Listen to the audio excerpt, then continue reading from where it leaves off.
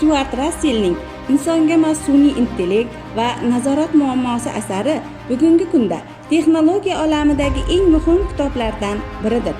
Ushbu kitob sun'iy intellekt bizdan aqlliroq bo'lib ketgan ssenariylarda uni qanday qilib jilovlashimiz va insoniyat qadriyatlariga moslashtirishimiz mumkinligi haqida so'zlaydi. Bugun biz o'zga sayyoraliklar emas, balki o'z qo'limiz bilan yaratayotgan o'ta aqlli texnologiya, sun'iy intellekt haqida gaplashamiz.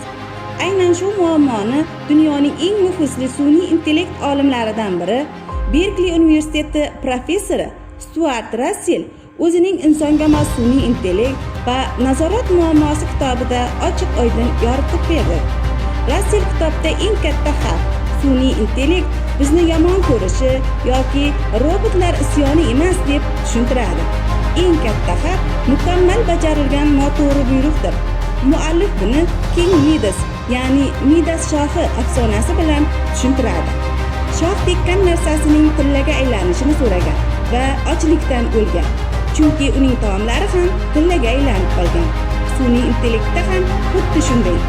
Agar biz unga global isishni to'xtat degan maqsad qo'ysak va uning chegaralarini belgilamasak, u eng samarali yo'lni tanlashi mumkin. Ya'ni global isishning asosiy sababchisi bo'lgan insoniyatni butunlay yo'q qilish. U buyruqni mukammal bajaradi. Lekin biz istagan narsa bu emas edi. Xo'sh, yechim nima? Rassell an'anaviy sun'iy intellekt tushunchasini butunlay o'zgarishni taklif qiladi. Biz mashinalarga aniq maqsad qo'yishni to'xtatishimiz kerak. Buning o'rniga u yangi, insonga mos keluvchi sun'iy intellekt uchun 3 ta tamoyilni ilgari suradi.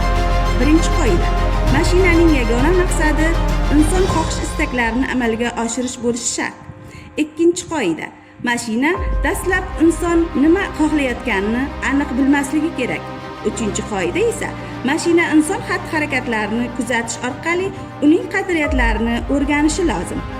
Oddiy qilib aytganda, sun'iy intellekt har doim o'zining haq ekanligiga shubha qilishi va qaror qabul qilishdan oldin inson bunga qanday qaraydi deb so'rashi kerak. Styuart Rassellning ushbu kitobi shunchaki ilmiy ommabop asar emas.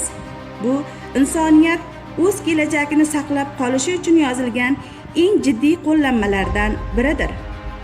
Agar siz texnologiya qayerga qarab ketayotganini va ertaga bizni nima kutayotganini bilmoqchi bo'lsangiz, bu kitobni albatta o'qib chiqing.